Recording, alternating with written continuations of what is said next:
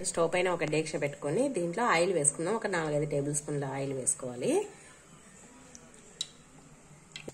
ఇదిగోండి oil heat ఎక్కింది. ఇప్పుడు దీంట్లో జీలకర్ర, ఆవాలు, తర్వాత కొద్దిగా కరివేపాకు, 2 ఎండుమిర్చి వేసుకొని ఇప్పుడు దీంట్లోనే ముందుగా మనం కట్ చేసి పెట్టుకున్న ఉల్లిగడ్డను కూడా వేసేసుకోవాలి.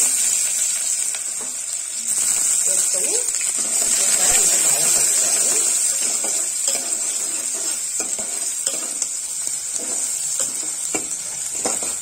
ఆనియన్స్ వేగినాయి కదా, ఇప్పుడు దీంట్లో 1 టేబుల్ స్పూన్ అల్లం వెల్లుల్లి కొత్తిమీర 3 కలిపి పేస్ట్ వేసుకున్నా. ఇది వేసేసుకుంటున్నా. ఇది వేసుకొని ఈ సొరకాయ కూరలో మసాలా వేసుకోవడం చాలా బాగుంటుంది. మసాలా వేసుకోవడం వల్ల మసాలా వేసుకోకుండా కూడా చేసుకోవచ్చు, కానీ మసాలా వేసి చేసుకుంటే రైస్ వేసి దేంట్లోకైనా బాగుంటుంది. ఈ మసాలా కొంచెం పచ్చివాసన పోవాలి. ఇవన్నీ ఇప్పుడు కాగింది కదా, పచ్చివాసన పోయింది. ఇప్పుడు దీంట్లోనే మనం ముందుగా కట్ చేసి పెట్టుకుని ఈ సొరకాయ ముక్కల్ని వేసేసుకోవాలి. సొరకాయ తింటే హెల్త్కి చాలా మంచిది. మీరు కూడా ఖచ్చితంగా తినండి సొరకాయలు. కర్రీ ఒకసారి నేను చేసినట్టుగా చేయండి, బాగుంటుంది. అన్ని ముక్కలు వేసేసుకోవాలి. ఒకసారి సొరకాయ హల్వా కూడా చేసి చూపిస్తాను. ఇవన్నీ అన్ని వేసుకున్నాం కదా, ఇప్పుడు ఈ సొరకాయ ముక్కలన్నీ ఆయిల్లో కలిసేటట్టు కలుపుకోవాలి. ఇవన్నీ సొరకాయ ముక్కల్ని బాగా కలుపుకున్నాం కదా ఆయిల్లో కలిసేటట్టు. ఇప్పుడు దీంట్లో ఉప్పు, దీంట్లో తగినంత ఉప్పు, 1/2 టేబుల్ స్పూన్ పసుపు, 1.5 టేబుల్ స్పూన్ కారం వేసుకోవాలి. కారం మనకు ఎక్కువ కావాలనిపిస్తే ఇంకొద్దిగా ఎక్కువ వేసుకోవచ్చు, లేదంటే తక్కువగా 1 టేబుల్ స్పూన్ వేసుకోవచ్చు. ఇప్పుడు ఈ ఉప్పు, కారం, పసుపు ఈ ముక్కలకు పట్టేటట్టు కలుపుకోవాలి.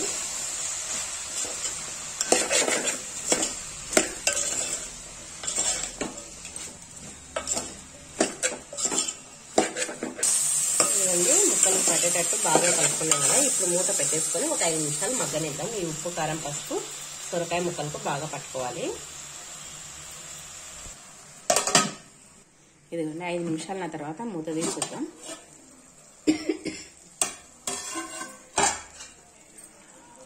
చూడండి ఆయిల్ అంతా పక్కకు వస్తుంది కదా, మంచి స్మెల్ వస్తుంది కూర మగ్గుతుంటే. ఇప్పుడు దీంట్లో మనం తగినన్ని వాటర్ పోసుకుందాము. ఇప్పుడు మనం దీంట్లో వాటర్ పోసుకున్నాము. మన గ్రేవీకి తగినట్టు వాటర్ పోసుకున్నాము. నేనైతే ఒక హాఫ్ గ్లాస్ వాటర్ పోసుకున్నా. పోసుకొని ఒకసారి ఈ వాటర్ పోసుకున్నాం కదా, అంతా కూర అంతా ఒకసారి కలుపుకుందాం. అసలు సొరకాయ కూర ఎవరైనా తినని వాళ్ళు కూడా ఈ కూర ఒకసారి ఇలా చేసి చూడండి, ఖచ్చితంగా తింటారు, అందరికీ నచ్చుతుంది. ఇప్పుడు దీన్ని కొద్దిగా ఉడకనిద్దాము. దీంట్లోనే టమాటాలు కూడా వేసుకొని ఉడకనిద్దాం. ఇదిగోండి మనం ముందుగా కట్ చేసి పెట్టుకున్నాం కదా టమాటా ముక్కల్ని కూడా వేసేసుకుందాం.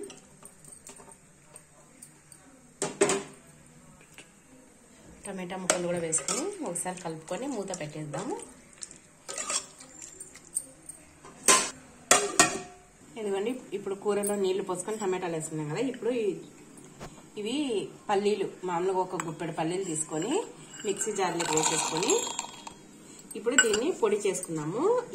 ఈ సొరకాయ కూరలో టేస్ట్ వచ్చేదంటే ఈ పల్లీల పొడి అండి. ఈ పల్లీలు మిక్సీ పట్టుకొని వేసుకున్నాము. ఇది వేయించాల్సిన అవసరం లేదు, ఇలా పచ్చిగానే మిక్సీ పట్టేసుకొని ఈ కర్రీలో వేసేసుకున్నాము. ఇదిగోండి ఈ పల్లీల పొడి మిక్సీ పట్టుకున్నాను. చూడండి ఇది ఒక 2 టేబుల్ స్పూన్ల పల్లీల పొడి అవుతుంది. ఇలా మిక్సీ పట్టి పెట్టుకోవాలి. దీన్ని వేయించుకోవద్దండి, ఇలా పచ్చిది వేస్తేనే మంచి స్మెల్ ఉంటుంది, టేస్ట్ కూడా బాగుంటుంది. ఇది కొద్దిసేపు ఉన్న తర్వాత ఈ కూరలో వేసేద్దాం. ఇదిగోండి ఇప్పుడు మూత తీసి ఇప్పుడు బుడ్డల పొడి మిక్సీ పట్టి పెట్టుకున్నాం కదా పల్లీల పొడి, ఇది వేసేసుకోవాలి.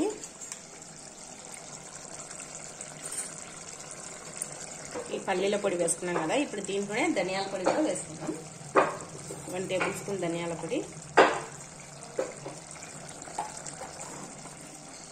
ఈ 2 వేసుకొని ఒకసారి అంతా కూరనంతా బాగా కలుపుకుందాం. టమాటాలు కూడా మగ్గిపోయినాయి. కూరనంతా బాగా కలుపుకొని ఇప్పుడు సిమ్లో పెట్టేసి పూర్తిగా ఒక 5 నిమిషాలు మగ్గనిద్దాం, ఇంకా రెడీ అయిపోతుంది. ఇదిగోండి ధనియాల పొడి పల్లీల పొడి వేసినాం కదా, కూర బాగా మగ్గుతుంది. చూడండి పొగలు పొగలు వస్తున్నాయి కదా, బాగా ఉడుకుతుంది. ఇప్పుడు దీంట్లో కొత్తిమీర వేసేసుకుందాం. కొత్తిమీర కూడా వేసుకొని ఒకసారి కలుపుకొని ఇంకా స్టవ్ ఆపేసుకున్నాము. ఇంకా అంతే, సొరకాయ కూర వేడిగా ఉండే సొరకాయ కూర రెడీ అయిపోయింది. ఇవన్నీ స్టవ్ ఆపేసుకున్నాయి. ఇప్పుడు సొరకాయ కూరని సర్వింగ్ బౌల్ తీసుకున్నాము. వేడిగా పొగలు పోయే సొరకాయ కూర రెడీ అయిపోయింది. ఇదిగోండి చూడండి, గ్రేవీగా చాలా బాగుంది. ఇది రోటీస్లోకి, రైస్లోకి, దేంట్లోకైనా బాగుంటుంది. ఇదిగోండి సొరకాయ కూర రెడీ అయిపోయింది. చూస్తున్నారు కదండి, ఎంత టేస్టీగా ఉండే సొరకాయ మసాలా కూర రెడీ అయిపోయింది.